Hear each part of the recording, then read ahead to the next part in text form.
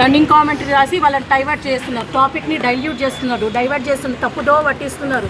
ఒక మహిళా కౌన్సిలర్ మాట్లాడేది కంప్లీట్ కూడా వినకుండా ఇంతకుముందు మహేశ్వరి లేసి ఏదో డౌట్ ఎమ్మెల్యే గారికి అడుగుతుంది.